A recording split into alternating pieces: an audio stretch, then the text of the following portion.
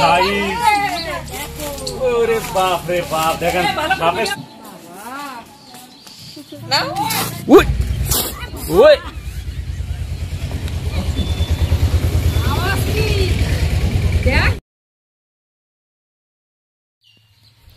Hello everyone, welcome back to Reptopedia. আর আমি আপনাদের রেপ্টোপিডিয়া চ্যানেল থেকে জয়দেব মজুমদার। আবারও একটা ওয়াইল্ড লাইফ রেস্কিউ বা সাপ রেস্কিউর ভিডিও নিয়ে দেখা গেল। তো বর্তমান যে লোকেশনে আমি যাচ্ছি সেটা আমার এখান থেকে 12 কিলোমিটার প্রায় দূরত্বে হবে। জায়গার নাম আমি সেখানে গিয়ে আপনাদের জানাচ্ছি। আর বর্তমান যে পরিস্থিতি চলছে, মানুষের ভালো থাকাটাই আজকে দায় হয়ে দাঁড়িয়েছে এখনকার সময়ে। আপনারা জানেন, প্রাকৃতিক দুর্যোগের কারণে মানুষের জীবন প্রায় অচল হয়ে উঠেছে বিভিন্ন জায়গায়। আর তার মধ্যে কিন্তু আমাদের উত্তরবঙ্গ একদম খুব খারাপ পরিস্থিতি সেখানে রয়েছে। চারিদিকে মানুষের যতটা সেখানে দুর্ভোগ, প্রাকৃতিক পরিবেশ তথা বন্য জীবজন্তু তারাও কিন্তু ভুগছে। সব প্রাণীরই কিন্তু সেখানে দুর্ভোগ লেগে রয়েছে। আপনাদের কাছে একটাই রিকোয়েস্ট, তাদের যথাসাধ্য চেষ্টা করবেন পাশে দাঁড়ানোর। আমিও চেষ্টা করছি, আপনারাও চেষ্টা করবেন। ভিডিওর সঙ্গে কন্টিনিউ থাকুন, দেখতে থাকুন কিভাবে সেখানকার সাপটা রেস্কিউ করা হয়। কোন জায়গায়?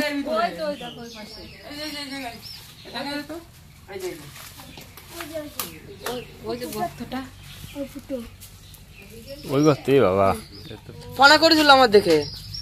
আমি তো মনে করছি দাঁড়াই সাপ। হ্যাঁ, দাঁড়াই সাপ, দাঁড়াই সাপ, ও দাঁড়াই সাপই থাকে।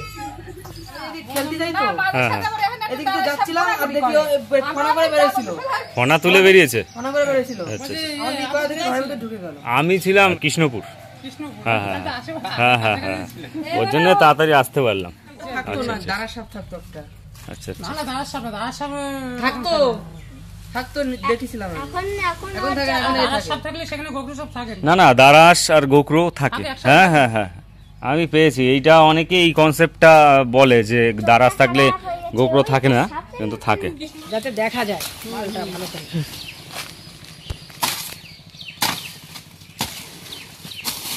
আপনার বাড়ি কোথায়? আমার বাড়ি গাংনাপুর। তাহলে তো আশেপাশে ওই হিরো হোন্ডা লেখা আছে। এই পাশ থেকেও একটা রেস্কিউ হয়েছিল। ওই তো ওই পাশ থেকে চলে গেছে। দুটো ছিল না, বললাম একটা চলে গেছে আর একটা ওই একটা ধরে যদি তোমার গর্ত করা এদিক দিয়ে দেবে, এদিক দৌড় মারে রে। এই যে নড়ছে, এই যে এবার মাথা এদিকে চলে গেছে, লেজ দেখা যাচ্ছে। দেখছেন এমন জায়গায় রয়েছে দেখা যাচ্ছে কিন্তু, হ্যাঁ ভেতরেই রয়েছে, ঘুরছে চারিদিকটা, ভেতরটা গর্তের মতো ঘুরছে, এরকম ঘুরছে। বাসা বলতে কি ওই যে দুটো ধরলো, একটা নিয়ে গেল না, ওর এই জুটি ছিল না, দেখো বেরিয়ে যায় না জানো। সেই একটা ধরে নিয়ে গেছিল আর একটা আড়াই গেল, খুঁজে পাইলো না।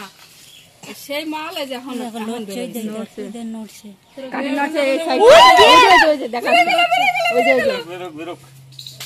কৃষ্ণপুর ছিল বলে বাবা যাবে না, যাবে না,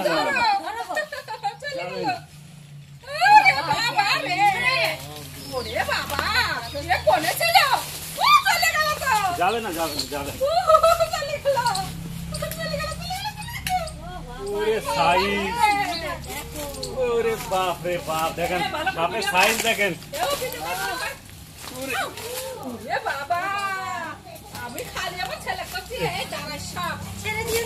না না, স্লিপ করছে, বুঝেছেন? যাবে না, যাবে না, যাবে না, যাবে না। সাইজ দেখেন,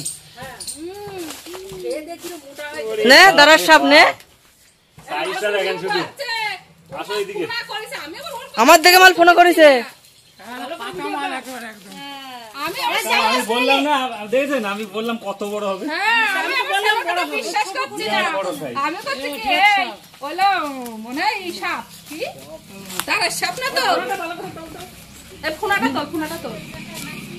ওরে বাবা রে, বাবা রে, স্টিক হয়ে গেছে একদম, বাচ্চা সাপের স্টিক। হ্যাঁ স্টিক দেখে যাচ্ছে, দেখতে পাচ্ছেন।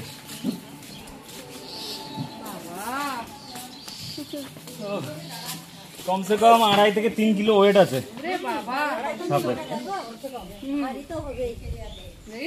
রাত্রি চলাফেরা করলে বাবা, এটা প্রচুর পুরনো সাপ। হ্যাঁ লেন্থটা দেখো পুরো, আমি মানে পুরো পা থেকে মাথা অব্দি যেটা আসে।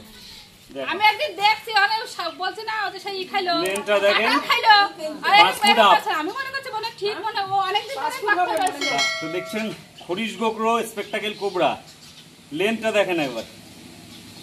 আমি দাঁড়িয়ে আছি, ওর মাথা কিন্তু এই যে ঠেকে আছে, মাথা কিছুটা মানে আমার হাইট লেন্থ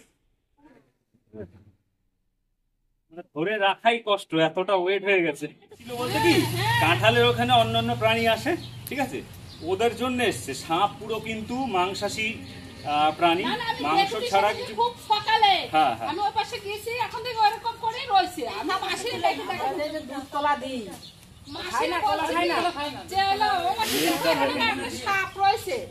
এ প্রচুর পুরনো সাপ, মিনিমাম এই সাপটার বয়স অন্তত 10 বছর হবে। 10 বছরের সাপ দেখতে পাচ্ছেন, কি লেন্থ। আমি আরেকবার পেয়েছিলাম এরকম মোটা, এর থেকে লম্বা, সেটা ছিল প্রায় 6 ফুটের কাছাকাছি, কিন্তু এটা 6 ফুট হবে না, কিন্তু এ প্রচুর হেলদি, খুব হেলদি সাপ রয়েছে, যথেষ্ট মোটা। আর পাশেই কিন্তু একটা গোডাউন রয়েছে, যার কারণে ইঁদুর ভর্তি, আর খাবার দাবারও প্রচুর এদের। ওরে বাবা রে লেনটা দেখেন, দেখুন ওমা দাঁড়া সাপ নাও উই পয়সা বলছে আর আমি খালি কোথায় দাঁড়ার সাপ আমি অনেক আরে এই সাপটা আরো আগে ধরা পড়তো আমি দেখছি সেদিনকে বহুত পুরনো। আমি বিশ্বাস করি আমি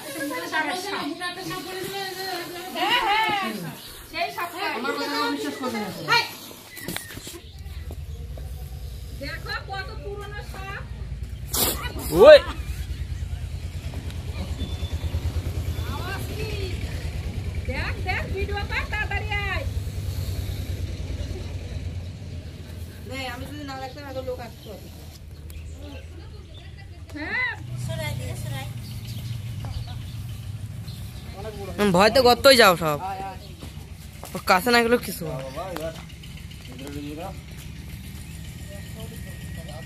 এটা একটা কিন্তু মেল আছে, ফিমেল নয়, ছেলে ওই মেয়েটা সেদিন ধরে নিয়ে যায় আড়াই ছিল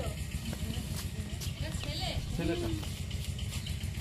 কারণ এই খরিশ গোকরোর ছেলে সাপ, কালাতের এলাপিড ফ্যামিলি যত সাপ আছে সব কিন্তু ছেলে সাপ বড় হয়, আর ভাইপারদের কিন্তু আলাদা, ভাইপারের ফিমেল বড় হয়। দেখো কত মোটা। লেনটা দেখুন একবার।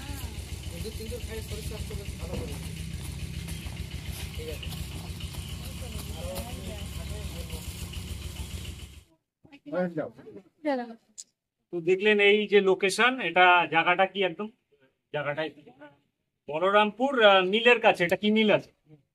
রাইস মিল, বলরামপুর রাইস মিলের কাছেই খরিশ গোকরো। এখানে খরিশ গোকরো স্বর্গরাজ্য, মানে প্রচুর সাপ এখানে কিন্তু পাওয়া যায়। এই খরিশ গোকরো অনেক পাওয়া যায়। আওয়াজগুলো বিভিন্ন সাইজের সাপ করে থাকে। বিষধর সাপ, বিগ 4 যে 4টে সাপ আছে, তার মধ্যে এটা রয়েছে পলিভেনম অ্যান্টিভেনম না তৈরি হয়, তার ক্ষেত্রেও কিন্তু এই খরিশ গোকরো কাজে লাগে। আর যে পলিভেনম অ্যান্টিভেনম 4টে সাপের বিষ মূলত কাজে লাগে, আপনারা জানেন ইতিমধ্যে। আর সাপে কামড়ালে সময় নষ্ট না করে তৎক্ষণাৎ যত তাড়াতাড়ি হাসপাতালে যেতে পারবেন তত কিন্তু ভালো আপনার। কারণ হাসপাতালে না গিয়ে আমরা প্রচুর দেখেছি, হাসপাতাল ছাড়া সাপে কাটা রোগী কিন্তু বাঁচে না, এটা হলফ করে বলতে পারি। বর্তমানে বর্ষা চলছে, চারিদিকে জল, এই কারণে কিন্তু ঘর দোর সবসময় সাপকে দূরে রাখার সব থেকে ভালো উপায় হচ্ছে ঘর দোর পরিষ্কার রাখতে হবে।